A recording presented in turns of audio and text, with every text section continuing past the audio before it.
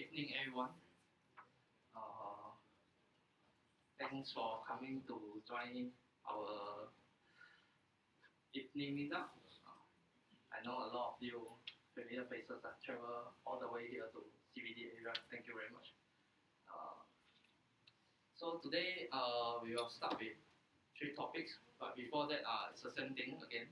So if set announcement. So if you have some ideas that you would like to share, or if your company is actually looking for developers, you always can reach out to me, or later just tell me that you want 5 minutes time. I can always allocate the time for you in this meetup or next time. Okay, I know a lot of people write to me, but they say maybe not this time, so they will come here to look around. So I hope this event will get more and more engaging. So not just every time 3 of us stand here talk, then it's also quite boring. We need some new faces. Okay, so what you can share is like, as you can see from our agenda today, so we have Eng Soon here to talk about machine learning.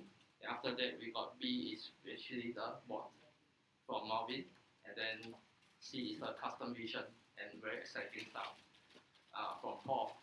So we will start with Eng Soon first. Then, by the way, for those who want, the Wi-Fi is over there. And oh yeah, we just bought a recording device for our own .NET and Azure group, as you can see here. Yeah. So next time when you go to our YouTube channel, you are no longer like two hour of session looking at the one person face. So now you have the slides and the face also together. So yeah, it's more easier to catch up because I know some of you cannot travel so far to here. Yeah, so I hope it helps. So without further ado, we start with Eng Soon. Thank you.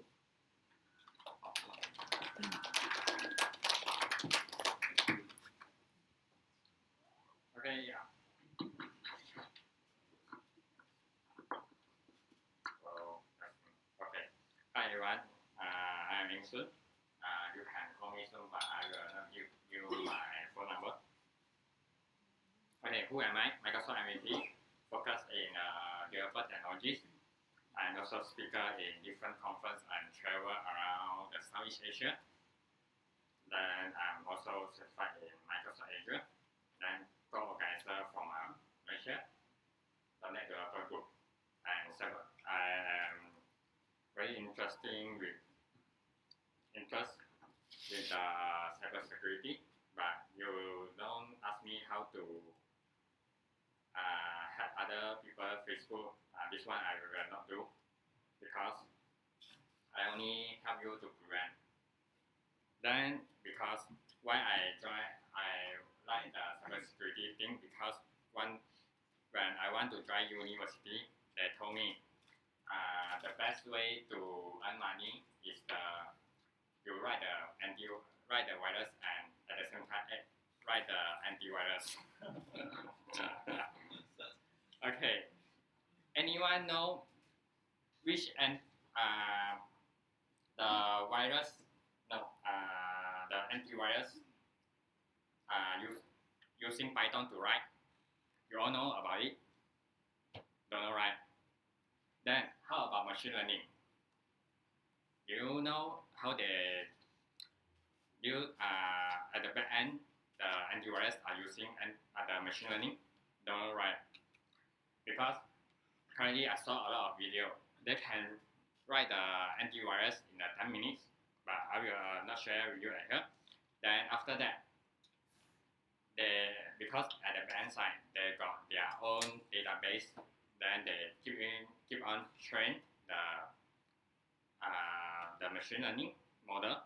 Then they will help to when every time the security center person in charge at night, when they detect the virus, they get alert from the system. Then they will at the same time they will continuous to help to prevent the data loss, but can minimize the attack from the other country like China. or Russia. Okay, machine learning find the pattern in a large volume of data and use those patterns to perform predictive analysis. Microsoft offer the Azure machine learning, while Amazon also offer the Amazon machine learning, and Google offer the Google prediction API. So, machine learning model fall into a two broad category.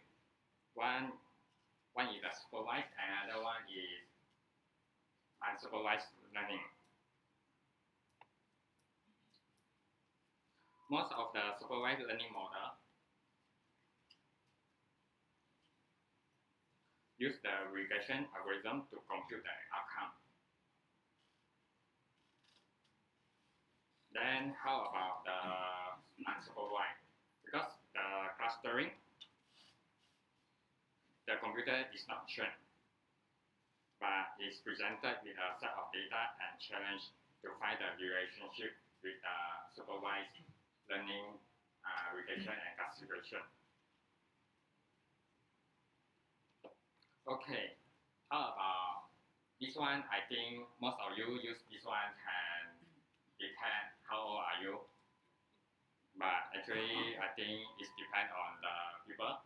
If they from young until old, they does not change face. No, look very young for the actual different age. For example, like most of the time, my friends, I went to one university to do the requirement of the application. But when I go in, they mention, you are our student. Okay, I say I am not, but they say that I look too young, because too young, that means that you got a lot of barrier to go through your career. Okay, at the beginning, how to say, okay. Microsoft has a rich history of employing the machine learning in their product, beginning with the Silicon Valley, about 1999. I think all of you already born. Then create the Hotmail, Windows, but this one is legendary. And they collect data from the spam detection, because every time at the end you will see some of the email they detect as a spam. Then it direct go to the spam folder. For example, like every time I receive an EDM, then why every time it's going to the spam folder? Because inside your content it's got related to the money and also some unsecure URL from the email, from the EDM. That's why everything they go through the spam folder. But everyone, then how about why every time when you use the Office 365, then they will told you the account already, your email account already blocking, but actually you feel so weird. Why? That means that your content of your EDM is contain some unsecure URL and also the related to the money method. Azure Machine Learning is a cloud-based predictive analytics service that offers a streamlined experience for data scientists for all skill level. It accompanied by the Azure Machine Learning Studio. I will show you later the Azure Machine Studio, which is the browser-based, used to provide an easy-to-use drag and drop. Then it also contains about 25 algorithms to let you use to train your data set model. And also it built-in support with the R and also Python. Means you can build your custom script to customize your model inside the machine learning studio. Okay, here it will show you the machine learning studio you can use inside the web browsers, because you can drag and drop, and also some of at the end you can predict the result of the application. Okay, before you proceed to the machine learning, you need to understand your data, because every time the data may missing some of the column, because from time to time at beginning, for example, like sales data, you only want the sales, number, but at the end,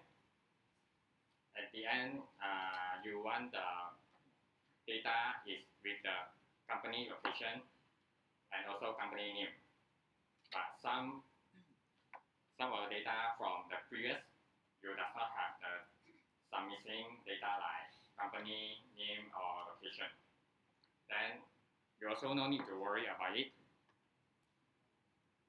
because during you train the data, you can apply it for prepare the data to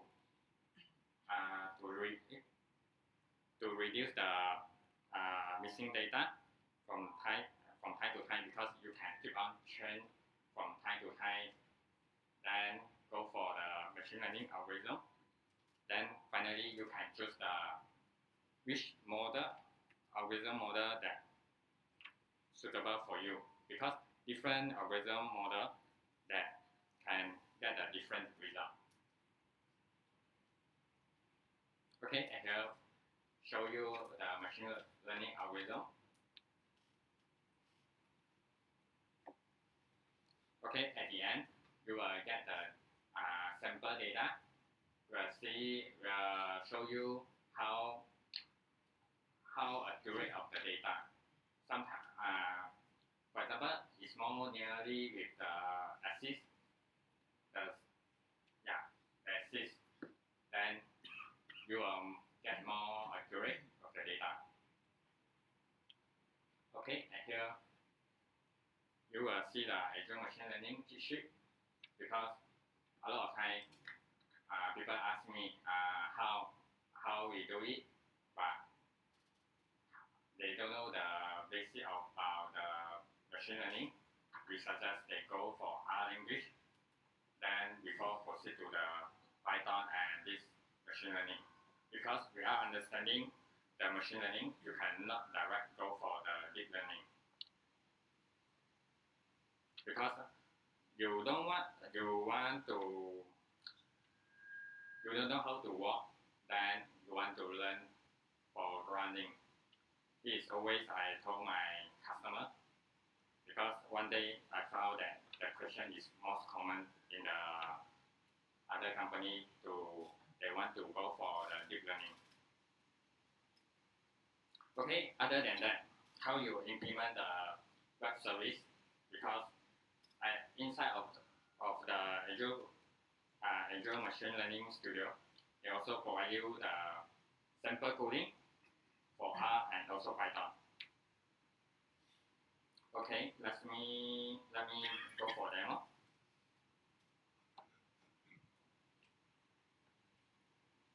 Okay, this one I'm using the UWP.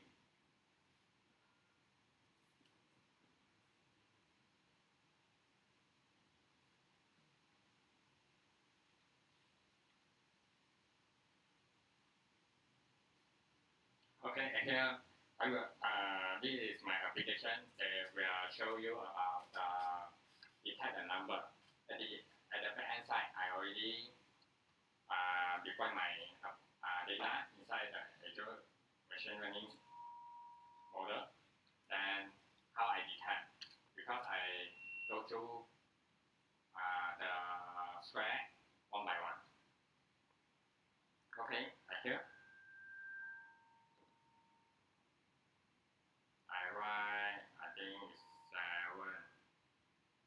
I think it's correct. a 7 number. Well,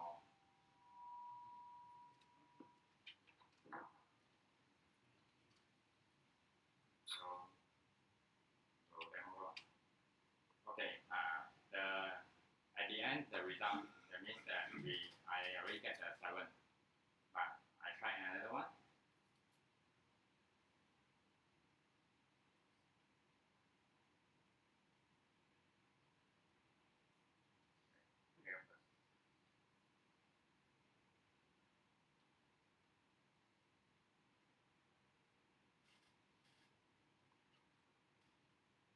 This one incorrect, because it's supposedly get a 8, number 8. Then if you see incorrect, that means that some of your data is missing, or some of your data is inaccurate.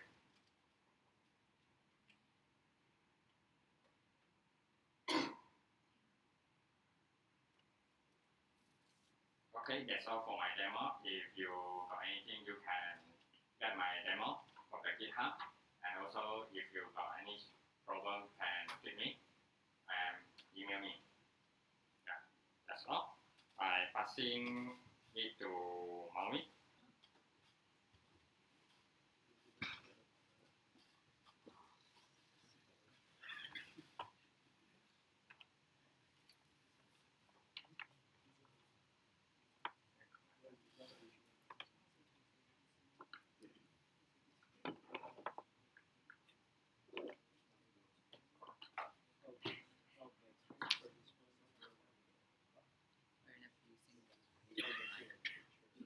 I'm using mini display.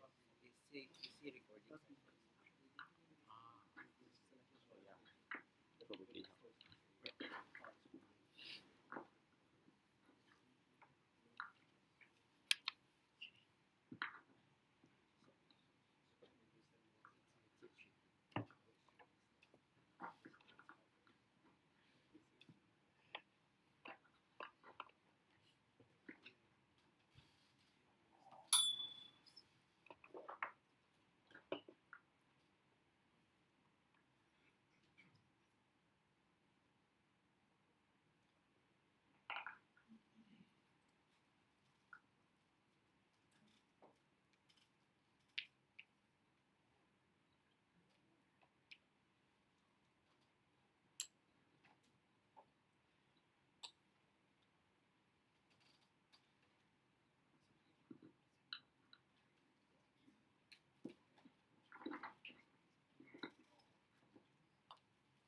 Hi everyone. So thank you for coming. So I'm Marvin. My name. This is my blog, and also you can follow my Twitter.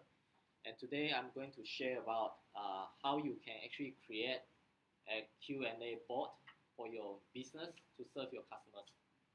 Can you hear me? Yeah. All right. So for me, to me, is actually turning any ideas into reality. Is very exciting, and also for me, it's a great achievement. So this is always what I'm telling my friends and my peers. So I'm very passionate about AI, bot, and also some machine learning. That's why I have peers like Paul and also Eng Soon, and Goh Chun Lin. So we guys are actually sharing and learning from each other, right? So I would like to share some story over here. So first one is one day my boss actually asking me to book a restaurant, food delivery to the office for the lunch meeting. So I go to the one of the food provider or restaurant and see whether they actually do delivery or not. So I go to their FAQ and found that it's a long list that I can't even get my answer. Do you have this kind of experience before? Like you are booking tickets or some sort of making appointment, and you just see it's a long list, a lot of letters, wordings, and you can't get your answer. Alright, so there is another case which I wouldn't name the owner of the website. So this is where maybe I call it ABC Airlines, and I also try to find my answer, which I would like to know whether I have to pay for my seat if I select in advance. So you notice that the screenshot over here, I actually type in the questions in the search bar. Then I can't get my answer also. It just show me that no result found. So I'm quite panicked. Alright, you see that? No result found. So it's quite surprising actually. So that's why it seems like possible to get it right, but then it's just impossible. So that's why I think we can actually reform the interaction on the web. So I think there are few causes, which is information flooding, because you see the website of the FAQ is basically full of wordings, right? And you can't find your answer, right? Secondly, is time wasted. So you spend maybe 5 to 10 minutes and you can't even get your answer. So I would say it will lead to customer unsatisfaction, right? And finally, definitely you can't get your job done and your boss get angry, right? So that's why I'd like to share, you just have to take few minutes to actually port your FAQ or the Q&A sheet to bots, right? So there are several categories for bot framework provided by Microsoft. So the first is the basic, which you can actually create some sort of echoing from the user to reply the message, right? Secondly is the form, right? So where the user can click, then insert some of the inputs, then you interact with the user. Then another one which is we shared before, which is Luis, where it actually using the language of understanding intelligence system to actually interpret your inputs, to analyze your inputs, because usually at all time you have to code word by word, then let the system to understand your input. So now with the capability of the Luis, now you don't have to, right? And Q&A is the fourth one, which we are going to talk about later, right? And the last one is the proactive, which means this bot will trigger the Azure functions on the Azure ecosystem itself. And there are few advantages of using this Microsoft bot framework, which is lightning fast setup, because everything is on the web, right? You don't need any other things. You don't have to do coding, all this, right? And secondly, it's easy to scale because it's in Azure and it's on cloud. So whatever you want to input, you just have to put into this bot framework and it will analyze by itself, right? And thirdly is the easy to integrate, because Microsoft bot framework provides a very developer-friendly features. Like you can just call the web API, then after that integrate into your applications. So it's even in your mobile apps, your web app, or your desktop app. So whatever applications, you just have to call the web API. Alright, so there is few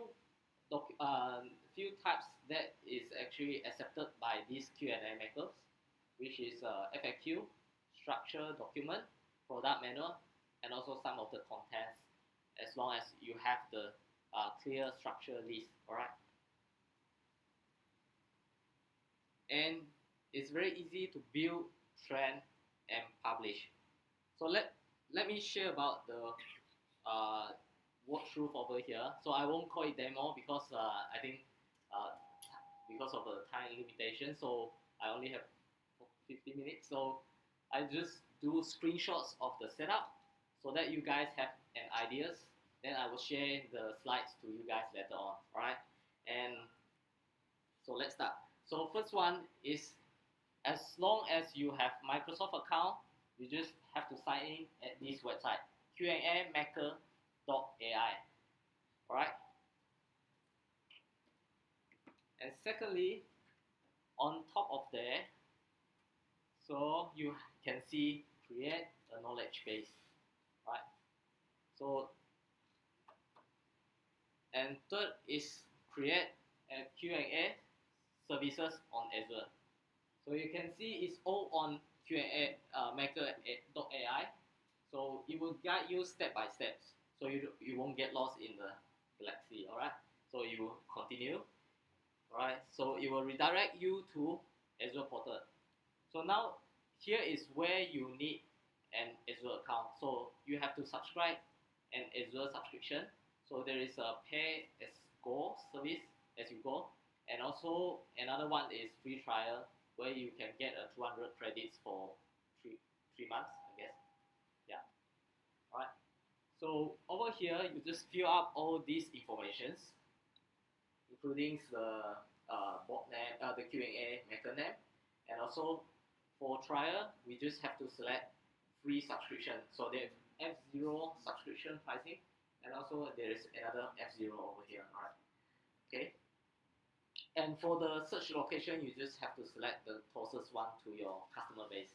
So let's say if your customers is mainly in Southeast Asia, then you just select Southeast Asia. Okay. And after that, once you created, you just head back to Q&A Maker and continue. Just do a refresh of the website, because sometimes it won't load by itself. So you just refresh it. Then after that, you will see your Azure subscription and also the Q&A service over here. Okay. And name your knowledge base. Okay. Then fourth, the step 4 is basically enter your FAQ URL. So over here I utilize SIA. Okay, so you can see the SIA URL is here. Okay, and step 5 is basically just hit create your knowledge base. So this is just 6 steps to actually create a knowledge base for your bot later on. Okay, so now you just have to spend a little bit of time so that it actually start to analyze your questions. Okay, so after a couple of minutes, so you see the questions will list out, and if you think that the question might not fulfill other possibilities of the way that your customer raise the question, so you can always add a plus. Then you think it's actually relate to similar topics, then you just add it in, right? Then after that, you just save and try. So it will create a model. Okay. Then after that, you can do a test, a quick test, to verify whether your Q&A knowledge base is actually working. Right. So you see the first question: my ticket was purchased from travel agent, and can I change the itinerary through online, right? Okay, once done, you just publish it. So now we are almost clear with the Q&A Maker knowledge base. So once everything is done, you just have to take note of these 3 things, which is the knowledge base ID, the endpoint hostname, and also the authentication key. So which we will use these 3 information on the later steps. Okay. Now we go to Azure portal. Alright. Then we have to create an web app bot services. Okay. So I think some of you might actually get quite familiar with these services, where you can actually select the category. So for today, we are going to use the question and answer. Okay. And once you created, as usual, we do a test first to make sure that the bot service is actually up. Okay. So if you have do nothing to do the setup for the bot yet, So it's actually from you that please set up the Q&A setting on the board applications. Okay. So that three items, the three pieces of information that we talked about just now, so must be note down. Okay, because we are going to use over here. So which is the application setting under the board services. So you'll notice that one is authentication key, endpoint, and also the knowledge base ID, which is matching the three things just now. Okay, and finally you'll see your bot service is ready to go, and you can do the channel to your web application, or you can embed on your website in just a few minutes, and also you can do it using direct line to your mobile apps. Okay, and I do some sharing, which I call it demo. Okay, so this is the exactly sorry, you can't see it. Okay, so this is exactly the application that I created for the presentation. So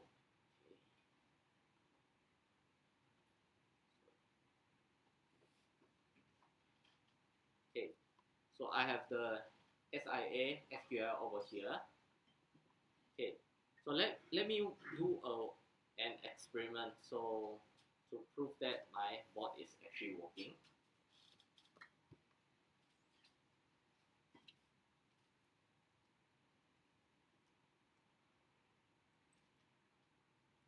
So it actually turns out to answer me with the right answer.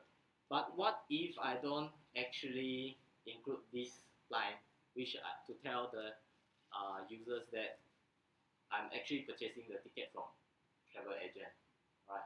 So I just copy this.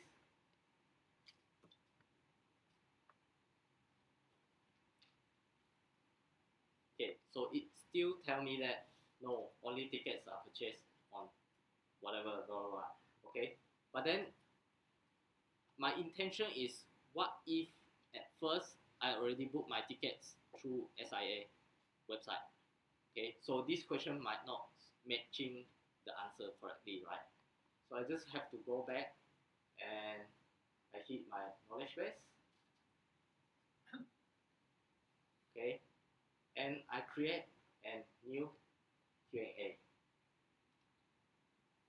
Okay, then I say yes, you may do it on our web. Okay, so now I just have to save and track. Must the question be exact match? Not necessarily. So let's say, can I change my ticket if I book from Azure? I mean, when you key the Q&A pair at the time, do you need to be You don't have to put in the exact questions. So you see, in my knowledge base, this is the question only. Okay, so I don't actually this bot service is actually using some sort of NLP. So that's why it can actually recognize if the purpose is quite similar. Yeah. Okay. so what if you just say can I change my ticket? Yeah, that is the problem that I'm talking about. So over here, can I just change my itinerary on this web portal? Okay. So if I already booked my tickets on SIA, with SIA, so this answer may not match what not matching what I'm talking about, right? Yeah. So what I can do is basically I add another Q&A pair to tell us that the right answer is what. Okay, so it can actually identify these two things is actually different topics, right? Okay, so now Can you add jargon? Let's say you can specify, because let's say with that AI, right? Yeah. It gives you the ability to actually put jargon as a keyword. okay, Does it have something like what do that? you mean by jargon?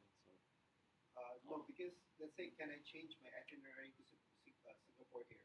The itinerary, maybe for example, that is a special word.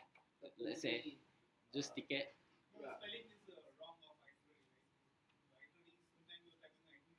Okay, so okay. Spell correctly.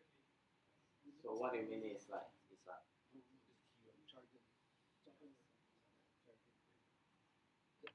No, Right. let's say for example you have a word. yeah, I'm missing some of the words in between. No, the word only exists on the domain. It's a domain specific word. Because Okay. the NLP works as a Yeah, generic. then probably you have to trend. I mean, you can actually add further things over here. Oh, okay. Yeah. So how So- can we actually track how is the bot answering questions to real clients and sort of training which one is correct, which one is wrong? Because we Mhm. wouldn't see what the bot tells the client, right? Yeah, I think this one is actually provides the basic features. Then if you like to actually do some analytics, you can actually you can customize the bot services itself. Yeah, to actually to actually send some of the inputs to the database. Then after that you analyze from there, see how the box is actually performing over the times. Yeah. Have you tried integrating with Lewis? Sorry. Have you tried integrating the Q&A service with Lewis? With Luis, it actually possible, but I haven't tried yet. I can actually do it after this session. Then maybe I share online or how, right? But I actually knows that these services is actually Q&A and Luis is actually separate web services. So you can actually do some codings inside this bot service and integrate them together.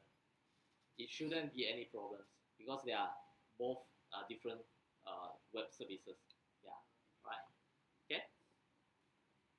So let me do a save and trend again.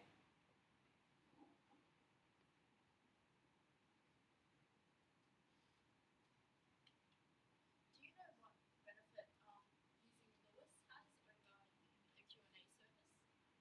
You mean combine them together? If let's just say I want to create like a model like that, Mhm. what benefit do I have using Q&A service over the Lewis service?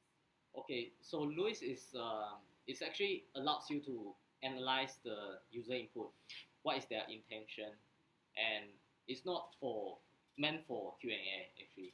It's actually like you can do a purchase using the bot, so that one will be more suitable using the Luis instead of using Q&A. So Q&A is actually do just like a person to represent customer service and tells you what you are going to do with to actually answer your inquiries. Yeah, but Luis is actually another purpose where it can do more, help you to place the orders, help you to answer the inquiries, but you have to do some little bit further. Yeah. So if you combine them together, probably you have multi-purpose bots. Yeah. All right. Okay. Okay. So now let me try on this question again. So you would see that it actually match what my question is. So if I book my tickets on SIA, so this is the answer that I should get, right? So if I book from travel agent, then it should tell me no. Okay, so this is the possibilities that you might have to consider when you actually train your bot. Okay, to matching as much as possible if your coverage is wide, right? So you sort of have to predict what kind of scenario the user will be asking. Correct. So let's say, for example, can I change my itinerary if I bought the ticket from Booking.com, for example? Yeah. So instead of travel agent. Correct. Or can we assign anything that's not Singapore Air to travel agent or something like that? I believe you have to put in yourself by yourself. Yeah. And that's not very practical. It's just a one-time job actually, so you don't have to train Because over. they are like Booking.com and Trivago, there's all those Agoda. Yeah. So I think unfortunately at this moment I think this is the So how way. about like broken English questions? Okay. Why you charge booking fee? Okay. I think it's still possible lah. So But you cannot be predicting what is the kind of language the user is speaking. so there is some NLP which is the the intelligence service behind this, it will try to group whatever it can understand actually. To actually do it further, I think you need to, you have to do it by yourself to actually matching all the possible questions. What you mean is like localization, right? So, like okay, why does yeah. why I charge a fee for booking? So yeah, correct. if you actually type why you charge booking fee, Okay, you so sort of broken English. So how would they handle that?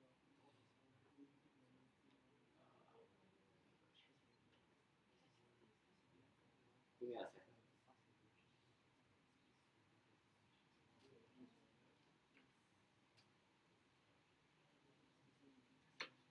Because the way it appears to be done, it doesn't seem to be a kind of training. It's kind of like you are predicting what the user will key, then they do some sort of fuzzy matching.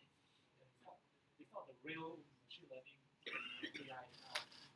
Yeah, it actually using some very common algorithms behind to actually analyze the questions, so and to match your answer.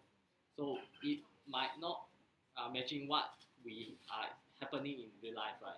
So like maybe in Southeast Asia, then probably we speak English in broken way. So that's why it might not understand what we are talking. So what you can do is you try to predict what your customer is talking about, then you put in so that the bot is getting more intelligent over the time, right?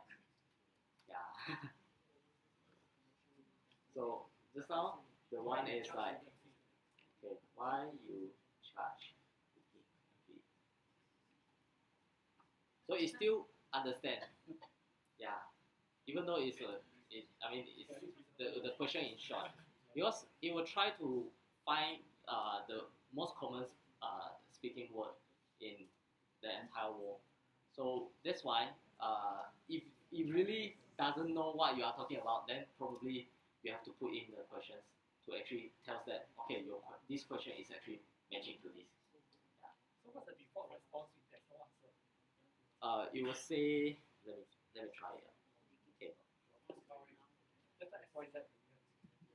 Okay. Yeah, it will actually tell you that no FAQ found. Yeah, right. So I think this for most of the businesses, I think this is quite sufficient. Even you don't have to code it, so you don't have to ask a developer to actually pay thousands of dollars to actually help you to build a Q&A bot, right? So this is what you can actually do it by yourself if you are the honest. Yeah, and yeah.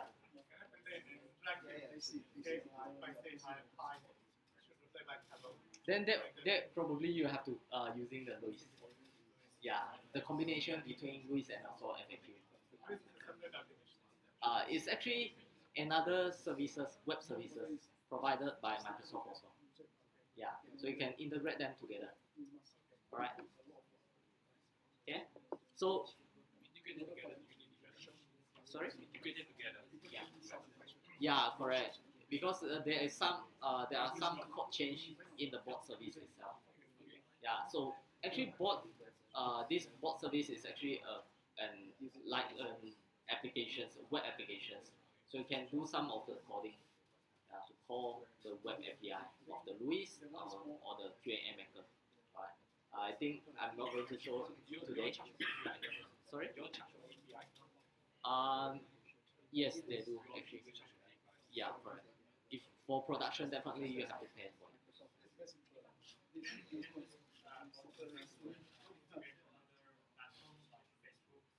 Yeah, it actually does. So so you can actually go to channels. Let's wait for a while. So it actually provides some of the services too. I think Facebook is still here. Facebook might be removed due to the data. Last time the data breach issue, so that's why probably they are tightened up. Yeah. And one of the last thing that I would like to share, which is you see some of the questions over here. Sorry, guys. Let me finish up. Yeah, before you guys discuss. Okay. So let's try this question on my board. So since this is the free tier, so that's why sometimes, free tiers, so that's why there's limitation where you can only import 3 different URLs into this board. So in production, I would suggest that you use, for production, you should use the paid services subscription, right? Okay, so I think I have already imported. Okay, so anyway, so For free service, is there a limitation on custom question answer pairs? no, it's actually the limitation is only on the URL or the documents.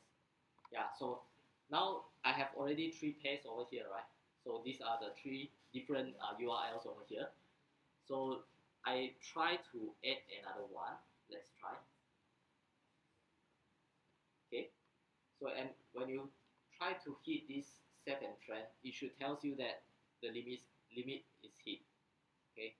So it won't allow you to add further anymore.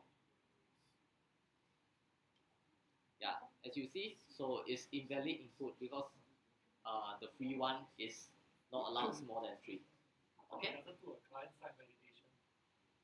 So the client side. Before you submit it back there, they will be able to tell you that your quota is Yeah, I think it's an interface. I think they have to go through an interface between Azure subscription and also the yeah, Ajax can do that. Correct. Yeah. Yeah. So, but we don't have Microsoft people over here. Yeah. All right. So this is my sharing today.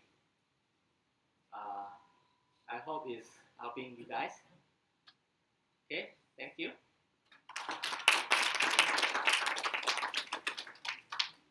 And you can follow my blogs over here. All right. Thanks.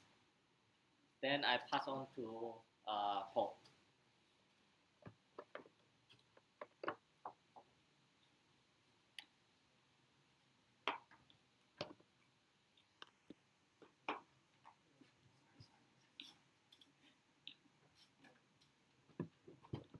I need HDMI, or can I use this one also?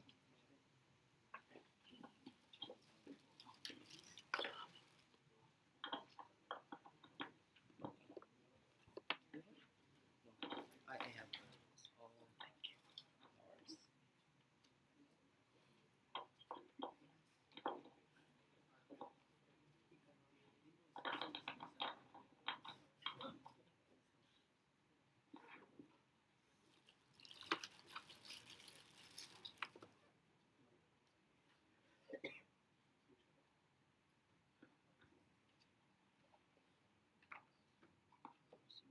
This one?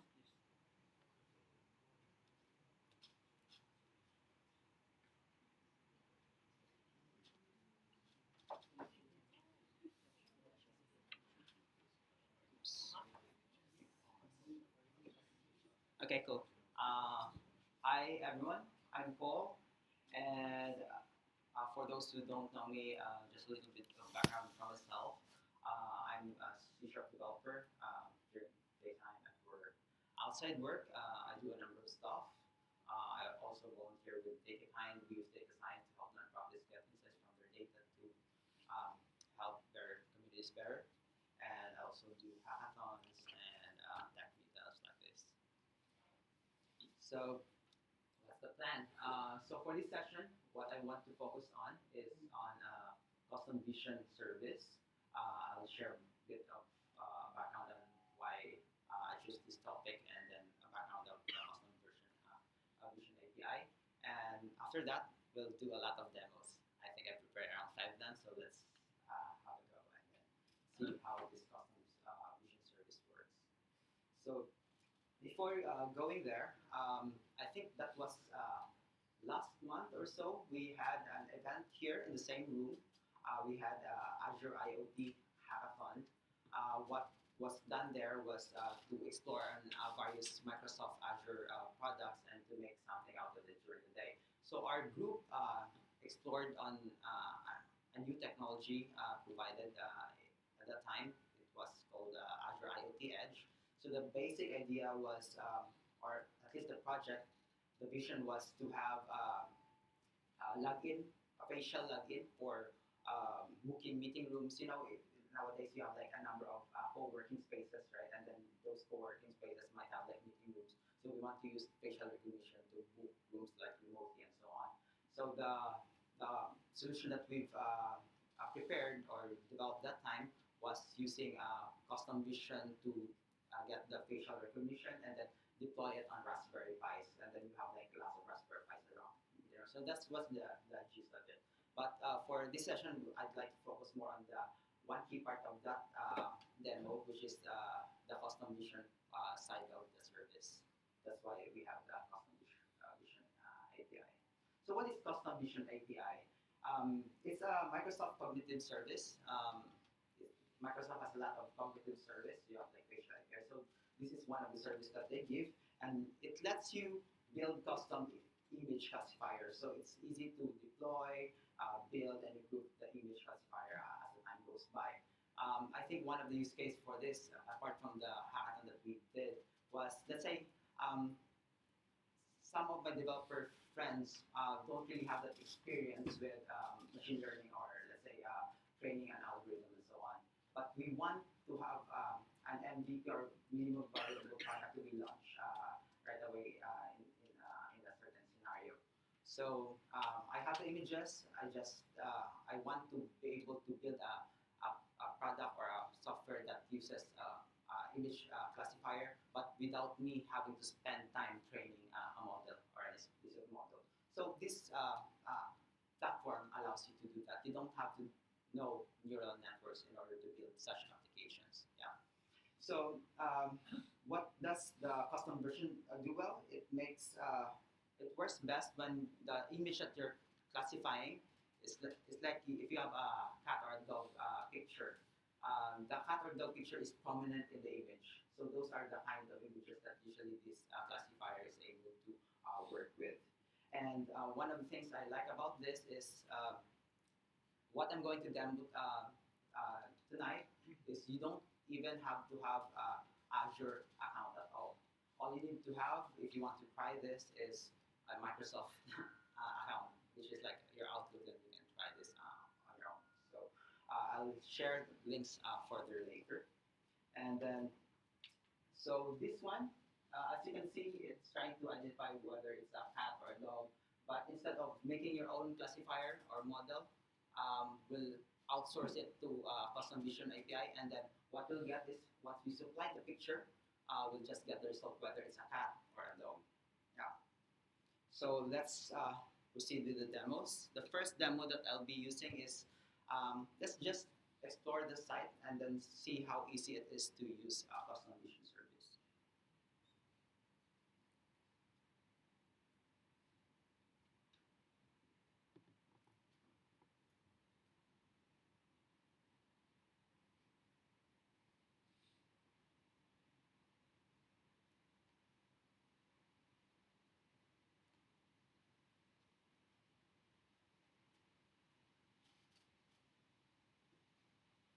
So if you can log on to customvision.ai project, this is like the first screen that you'll have. And then let's say I'll create a new project. The free trial account allows you to have 2 projects. If you want to have more, then you can get some Azure account. But for testing purposes, 2 I think is enough. I'll just put cat, dog, lab, cat, dog, classifier, and then it's a classification project type. And then for each picture, we only have like either it's a cat or dog, so I'll just put multi-class. And then I'll put general here, and then I'll create a project. Once the project is created, I can then upload pictures. So what pictures I can upload? For those people who have gone through like Fast AI courses, the first project in Fast AI is like determining whether it's a cat or a dog. You can search later Fast AI and then the project, and then the data set is also there. So I took the data set from that course and then download to my machine. So I'm going to just use maybe 15 cat pictures. Oh, that's a lot. I'll just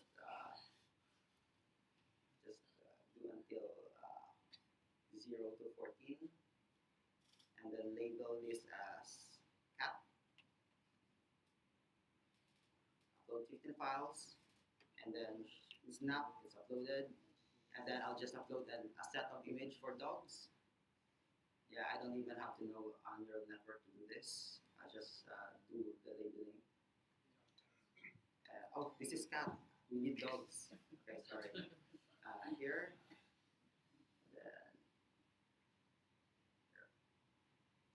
then open, and these are dogs. I'll upload. Then once that's those are uploaded, I can then just train, and then once the train happens, yeah, see the train's done. The precision is just the precision of the way it detects the image, the future images, and then the recall is like out of the sample images that we have, how many successfully it has detected. So those are just the normal metrics that we have. But let's say we want to do a quick test on the recent model that we have. I'll use Google. Let's say since we already have a cat, I'll just choose maybe one cat here. There's a cute cat here. I'll just copy the image, and then go back to our test. And then here, yeah, that's the cat, and then it has predicted that 99.9% is a cat. And then what about dog? Well, just search for a dog. It's a cute dog. I'll just copy the image address. And here, select all, and then this dog, and it has predicted that it's a dog. So it's like in 5 minutes you can have your classifier already. If you want to consume it in your application, we also have a prediction URL. What I can do is to test usually REST APIs. Anyone has any favorite tool to test REST APIs? Some people prefer command line, but if you have like a browser or an app, some people use Postman because you just post and then do the REST API. So what I'm going to do, I'll just do that. I have Postman here. I'll just oops, is it showing? Okay. I'll just put the endpoint here, just put post. But in the header, I need to put this prediction key and content type. So at least this is another way of utilizing the classifier that we just built in 5 minutes. So I'll just put here the values.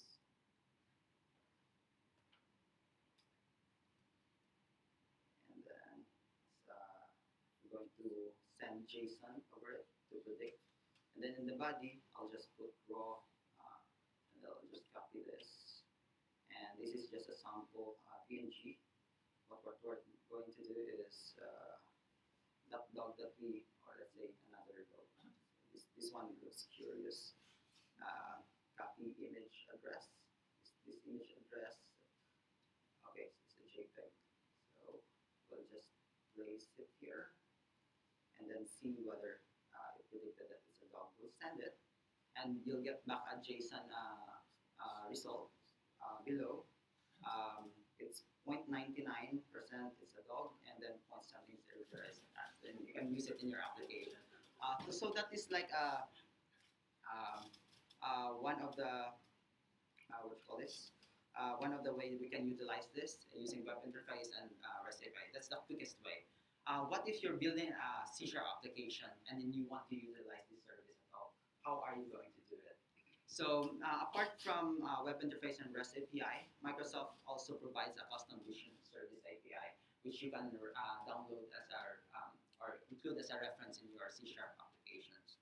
So what I'll do is I'll do just like that, but just take note of this. In the custom vision AI website, if you click the settings, you'll find the training key and prediction key. Those keys are important. You don't want to share them. That's why I took a screenshot for this.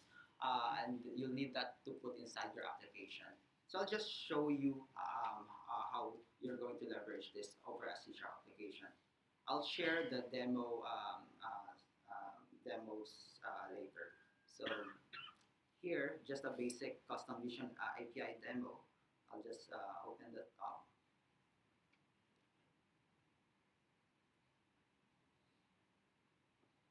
Don't worry on the demo. These are like, I can share the GitHub links on this later so you can try at home. So in the solution, what we have here, I have two projects in my solution, one prediction and one training. But for now, let's do the training. Let's say what I'll do here is, let me delete the other project.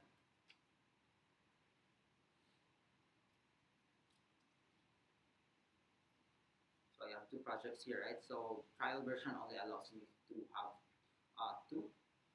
So I don't have much space, so I'll delete this. And then create a new project called cat dog lab API dog classifier. Sorry. Then it's a classification, and then it's a multi-class type. And then here, as you notice, we have like different domains, right? If I choose general, later on, we have a number of features for this custom vision also. It allows you to export to a number of systems and formats. So in order to do that, let's say I want to export it later so that I can use in my Android phone, I need to choose a compact version. So for now, I'll choose general compact, so at least it helps us to deploy to other platforms later. So I'm going to create that project. And so once it's created, as you can see here, I don't have any images for that new project. But let's say for this training mechanism, I don't want to manually every time upload the pictures there. I want to have a, let's say, C# application to automate the uploading and training. So here, what I have is, as you can see here, we have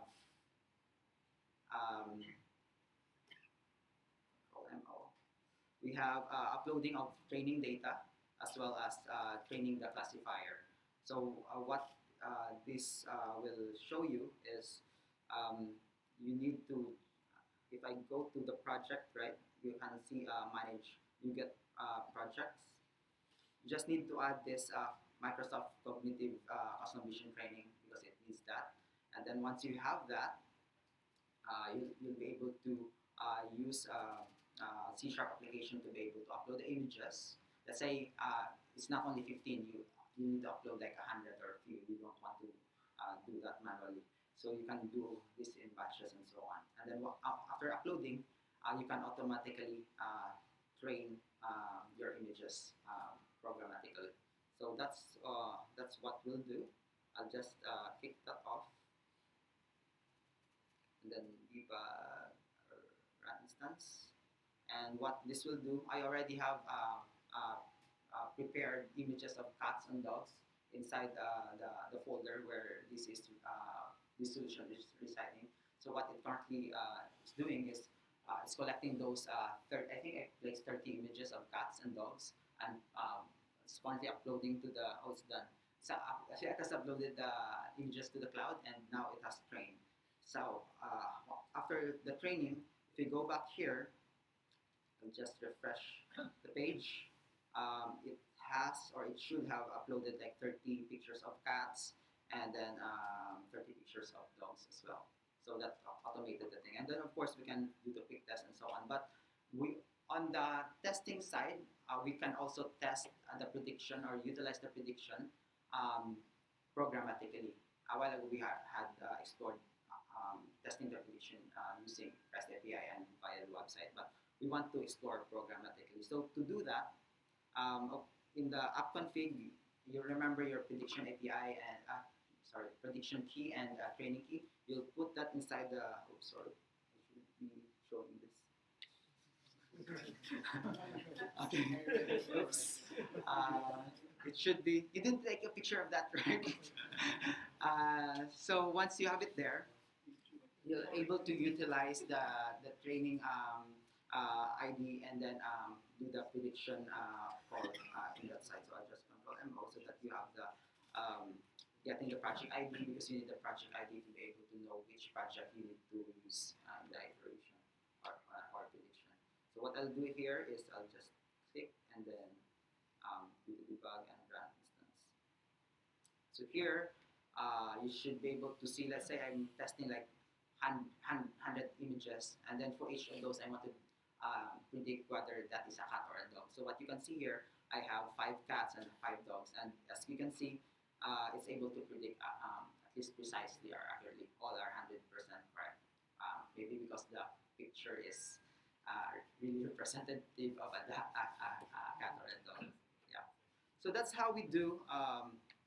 That's how we do it in using using C# and custom version API.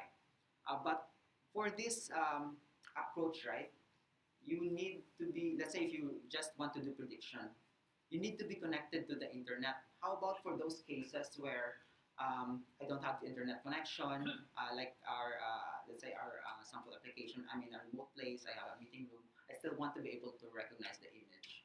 How do we do that? So if you can see here, I'll just show again.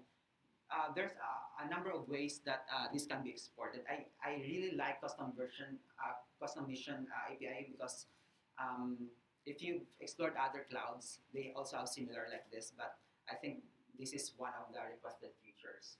Last December, we are able to export to Android, and then last May 2018, they also added another export to Onyx and export to Docker.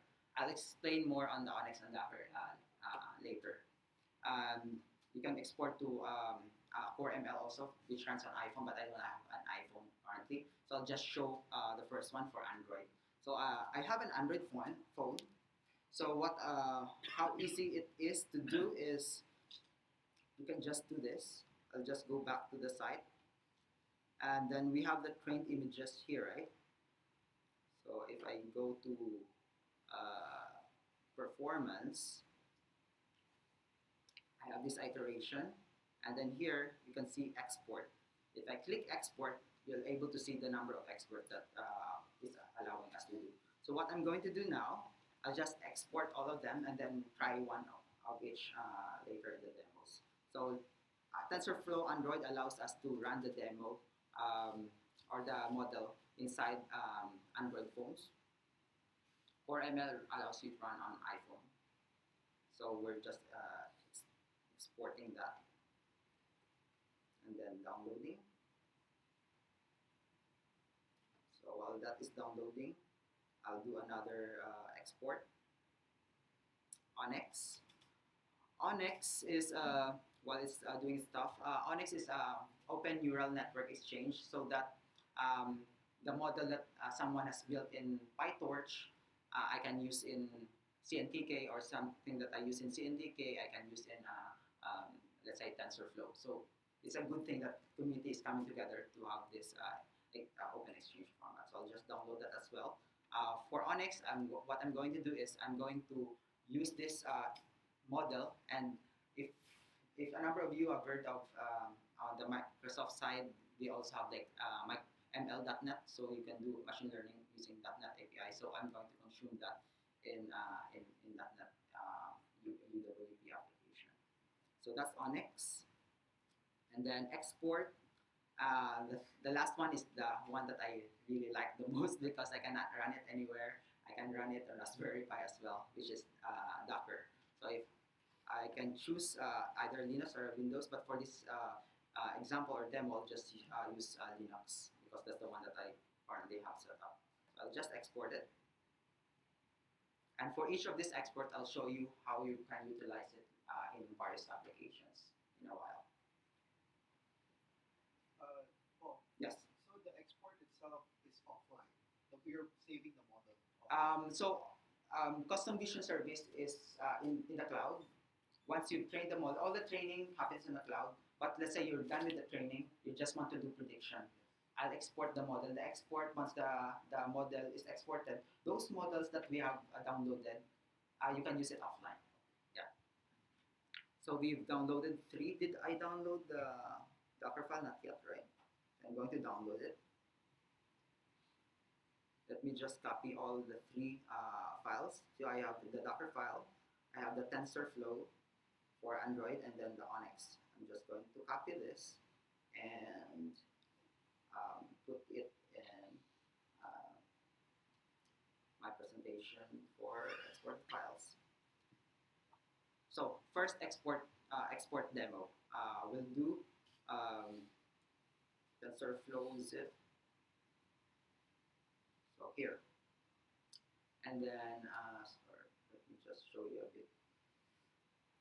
Any Java developers here? I saw some comments. So what I'm going to demo next is how you can install it in your Android phone using, let's say, Android Studio.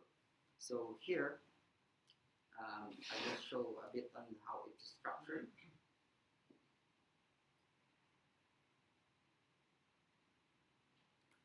So here, you can see in the main application of Android, you have the source, build, and so on. You will be copying the model inside a certain folder in the main and inside the assets folder. So this one, I'm going to delete this,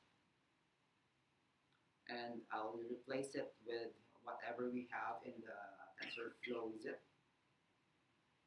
I'll just drag this here.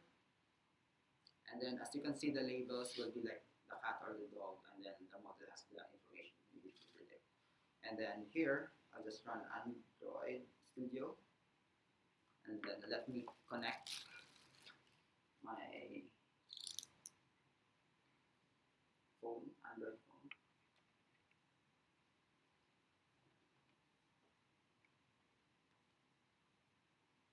So you just need to have USB debugging enabled.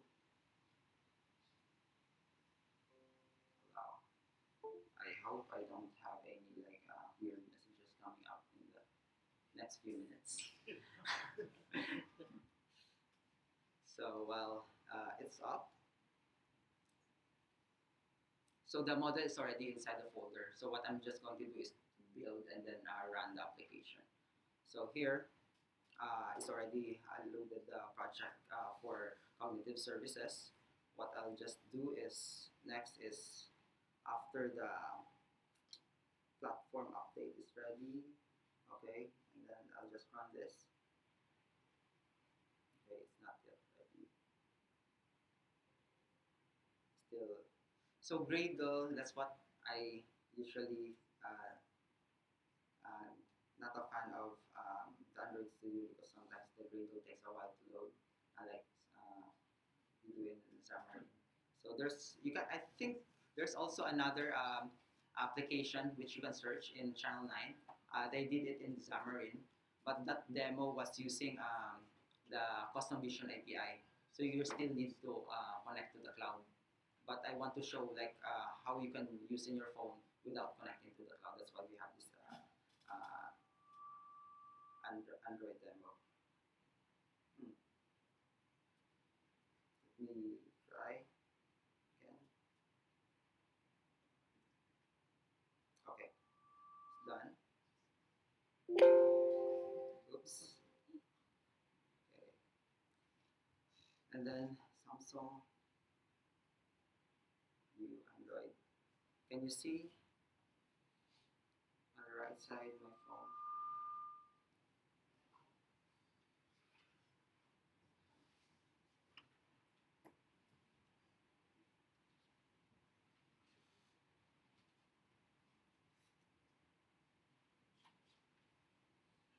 Yeah, I'm using a demo of Azure.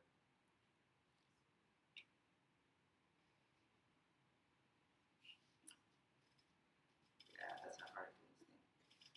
Cats and dogs. Let's how about this? So I have here, if you can see my application, I'm just going to go focus on the dog, and then let's say focus on the cat. dog, cat. So you can use it in your application. That's for the Android demo. I'll just move quickly to the Onyx version because I don't have a battery anymore. So let's do that.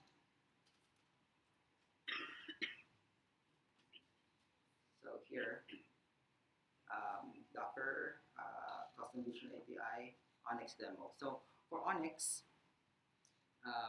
what we can do here is it's quite similar. What we exported Onyx file from the website a while ago, but the next thing that we'll just do is we just put it in the project and then utilize it. How much do I have? 7 minutes. This is not good. Just do this.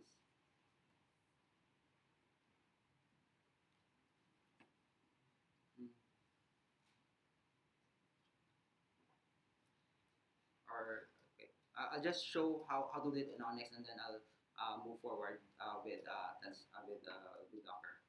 So here, what you need to do is copy the asset. You already have an Onyx file here. You just put in the assets folder, and then as you copy your Onyx file in the project folder, it will create a corresponding C sharp file which can utilize that Onyx model. So you don't have to create this C sharp set of classes. You just once you drag and drop the Onyx, it will create this for you. And once this is created, you can utilize the model already. So just run this. And then upload, let's say one of the cat, let's say random cat at the 6,000 thing.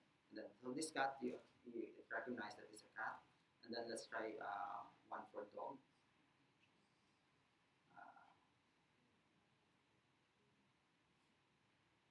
And that's a dog. Yeah. So so that's how you use Onyx on this side. And then the other one, which is I really like, is the Docker. So for Docker, so here we have the exported files. So it's a set of, it's an application, but you need to build it using Docker. So I'll just do that. Here you have Docker demo, I'll just paste it there. And then I'll just run Docker.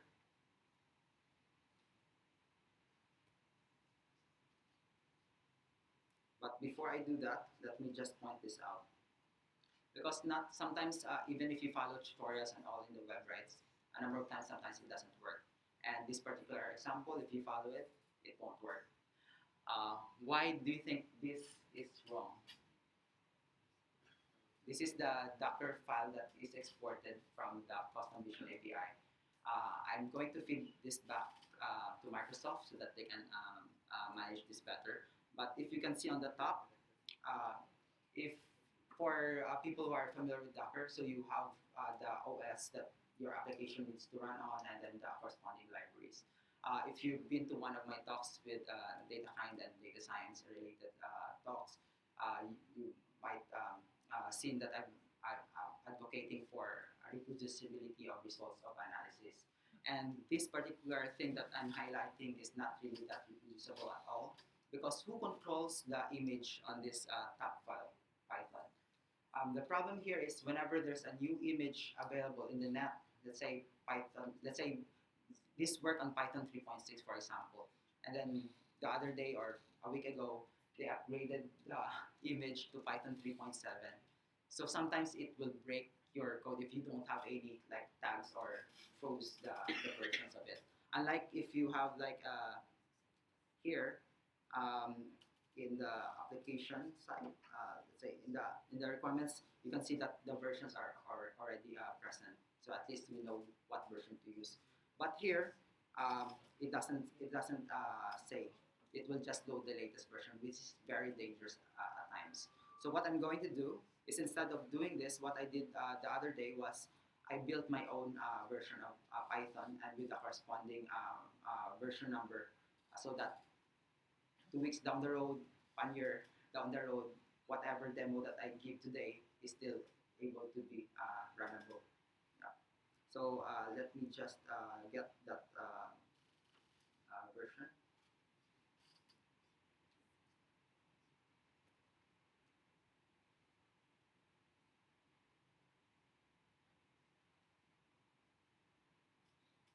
So Miniconda is one of the distribution of that distributes Python. So it's from Anaconda, but it's very slim. So I'll just use that. And then in the Docker, what I'll do here is I'll just traverse to that folder where the Docker file is found. So cd Docker share custom mission API, and then Docker demo. So these are the files that we've done a while ago. So here on how you want to do this is if you go to the exported file, you'll see a README there. README has all the instructions that you need to do in order to run this Docker. So what we're going to do is just to build it. So here, I'll just put here. So these are the font images that I have, just to ensure that these are like the latest. Oops, I think I lost the no more power. But let me just continue and share about the Docker side of things, and then I'll just maybe post a video later on. So once you have built the Docker file, what that allows you to do is you'll be able to run that Docker locally or remotely, disconnected from the web. And then if you remember the demo that we did for REST API using Postman, and that is connected to the internet, right? With the endpoint. What you can do if you have a Docker file is or a Docker instantiated is you can have this Docker image or container running locally, even disconnected from the cloud. But if you have in the network, you can have the endpoint point there, and then you can still classify. So I can upload pictures of cats or dogs, or let's say in our hackathon use case, I can upload pictures of people, and then it can recognize or classify offline.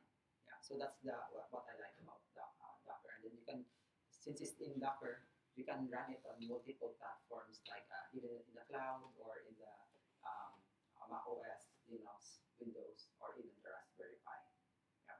So since I don't have the battery anymore, what I'll do is the end of the slide, which has all the links that is needed to reproduce a number of the demos that I have, I'll just post it on the Meetup site. Yeah. Unless there's any question, I think yeah, I don't have the power anymore. Yeah. Cool. Yeah.